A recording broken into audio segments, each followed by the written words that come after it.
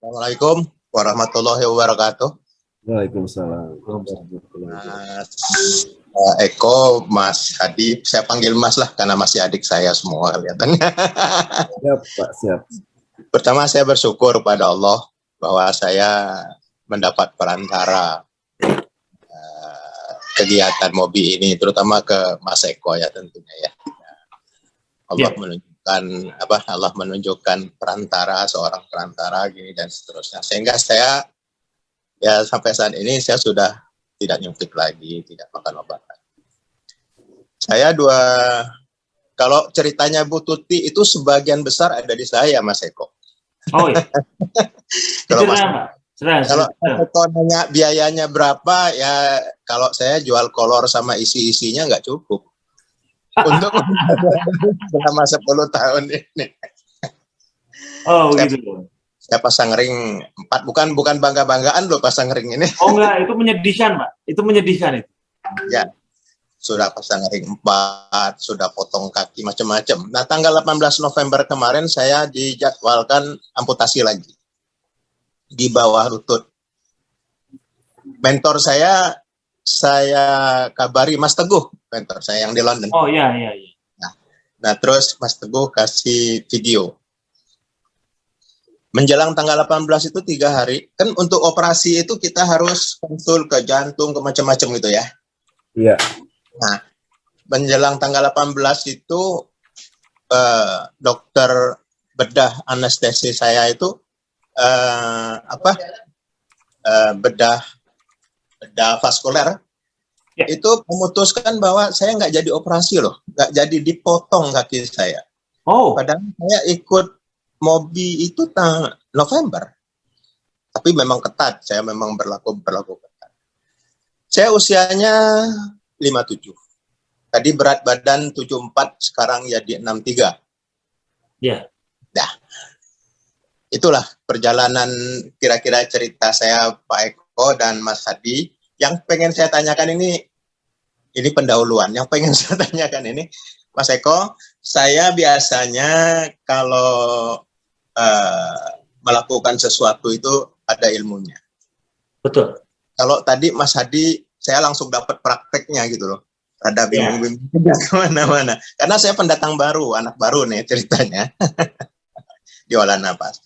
Jadi saya mohon Mas Hadi dan Mas Eko memberi kami teorinya dulu deh, ilmunya dulu.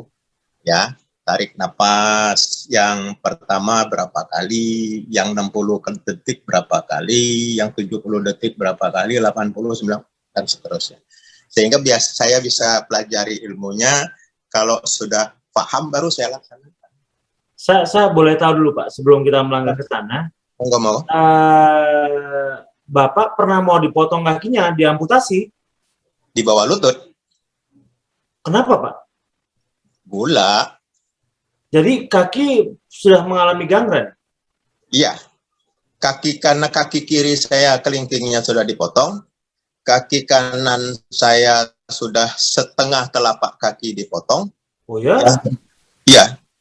Yang berikutnya tanggal 18 itu saya divonis oleh dokter itu potong di bawah lutut karena ada penyumbatan pembuluh darah di sekitar mata kaki. Kami boleh melihat, Pak? Mohon maaf Mas Eko ya. Nggak apa-apa? Ya, mohon maaf. Ya ini. Sementara ini Mas. Oh. Tapi tidak jadi di sini. Oh, itu sudah mengering, Pak ya? Sudah. Kalau yang dipotong di bawah telapak kaki sebelum ikut Mobi di bulan September. Saya ikut Mobi di November. Bulan Juli lah. Bulan Juli ya. Ya, saya ikut Mobi di bulan November. Angkatan 83. Ya. Sekarang bagaimana menurut Bapak kondisinya, Pak?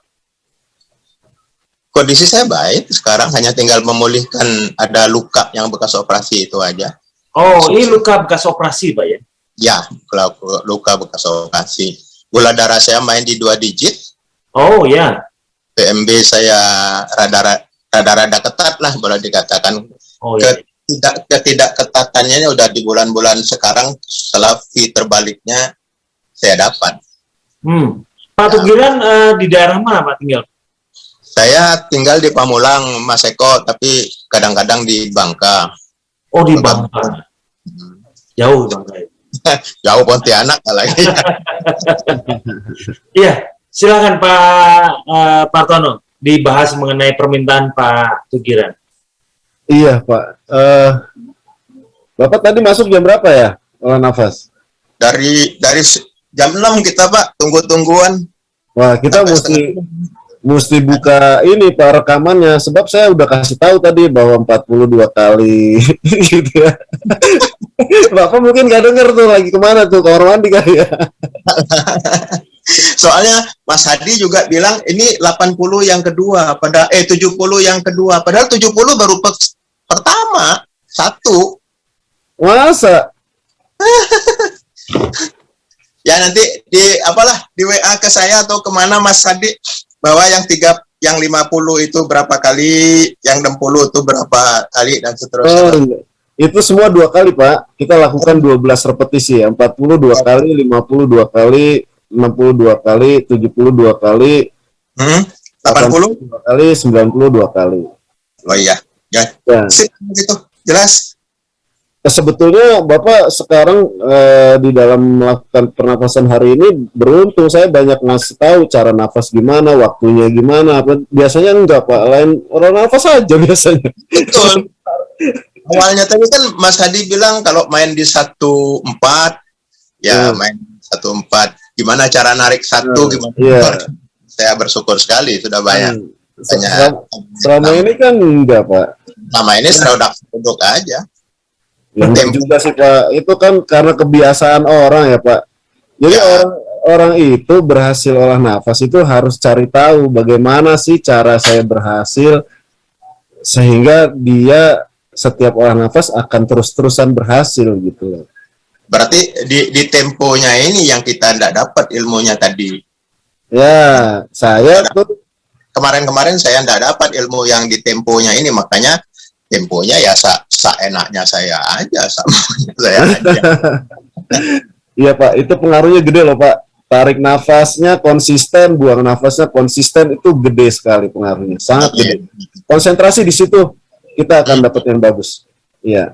Baik, Mas Hadi, thank you banget nih sudah bagi-bagi. Saya ada pertanyaan satu lagi Pak. Ini kebetulan saya sangat berempati dengan Ibu Ita Bernardin. Apa Bu Ita Bernardin ada Mas Freddy?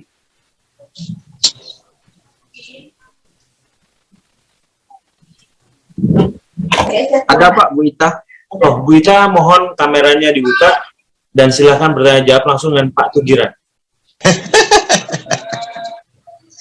Mas Eko, saya sama istri saya salah dua lah, pemandu pemandu diabetes di rumah sakit Jakarta. Makanya awalnya, Mas Eko ini ngomong doang, kelihatannya beda ilmu kita waktu itu. Saya ditolak dengan Persadia karena saya membuktikan dengan mereka gula darah orang di Pontianak dan Persadia turun semua hanya dalam waktu 30 menit. Kemudian 3 kali saya memberikan pelatihan itu, kemudian saya ditolak untuk melatih mereka. Saya tidak tahu alasan kenapa mereka tidak suka saya, tapi saya berhasil membuktikan pada semua ini. Saya masih punya data-datanya Pak. Saya gula darah sebelum, gula darah sudah, hanya dengan latihan pernapasan, saya bisa turunkan dalam jumlah ratusan. Tapi kemudian saya tidak berkenan mereka dengan teknik saya, dan saya pikir Bapak juga sama. Saya dianggap akan, wah ini ngomong tukang obat ya. Saya sudah bilang, kalau saya sudah dibilang murtad Pak. Gitu.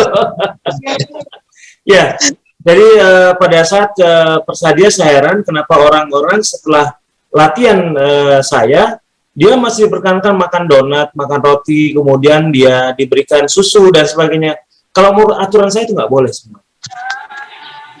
Tapi waktu itu saya hanya sebagai tamu, pembicara tamu, saya diminta membuktikan untuk 3 kali pertemuan. 3 kali itu saya bisa buktikan semua peserta Persadia itu gula darahnya turun. Makanya Bapak bisa melihat pada saat di WA itu ada pertemuan di Persadia. Itu Persadia, Pak. Persadia Mas Eko ya? Ya, Persadia. Itu gulanya pada turun.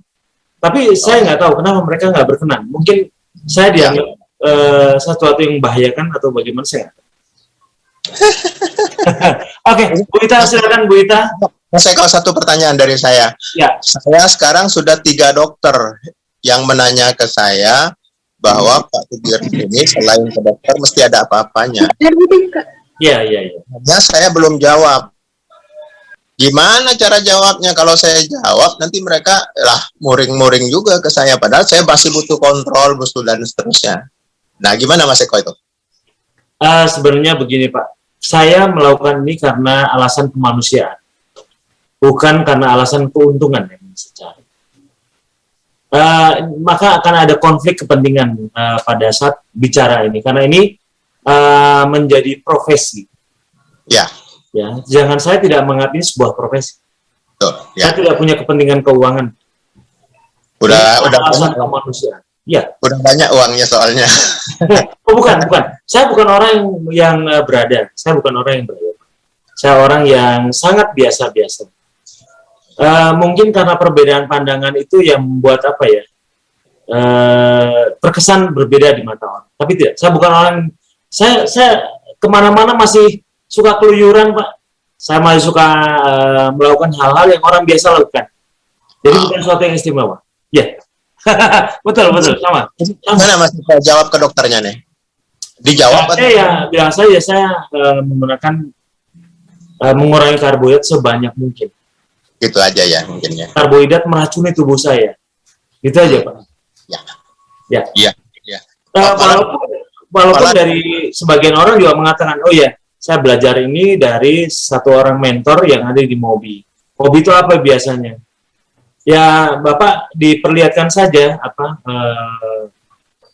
YouTube kita kan ada, Pak. Ada YouTube ya. Bapak perlihatkan ini saja kata-katanya. Ya, sekali-sekali dokternya pengen saya ajak juga, Mas. Bagaimana, Pak? Dokternya pengen saya ajak juga ikut ke Mobi gitu loh, tapi masih pasang gini. Ya, saya sudah diberitahu oleh beberapa orang yang berempati, bersimpati dan sayang dengan kelompok ini.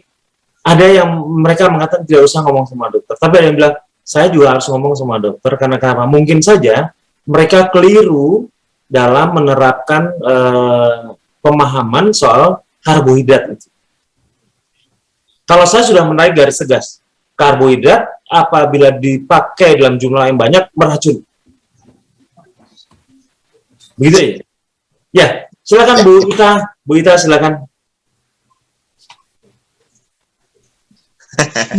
Terima kasih. Ya itu Pak Tugiran ya. Saya mau terima kasih Pak Eko sebelumnya.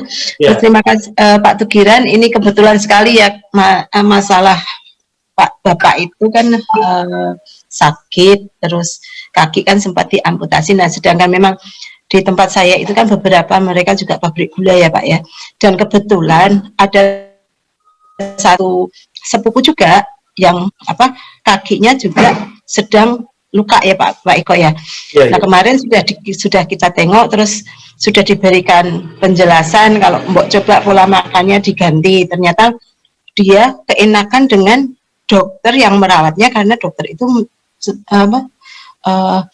adalah kenalan dia, orang baik gitu ya. Kenalan dia, jadi dia merasa nyaman aja dengan pengobatan dari dokter itu. Nah, yang ingin saya tanyakan dari Pak Tugiran itu, pada saat Bapak Tugiran langsung masuk program Mobi itu, kan kondisi kaki masih dalam keadaan sakit ya Pak ya?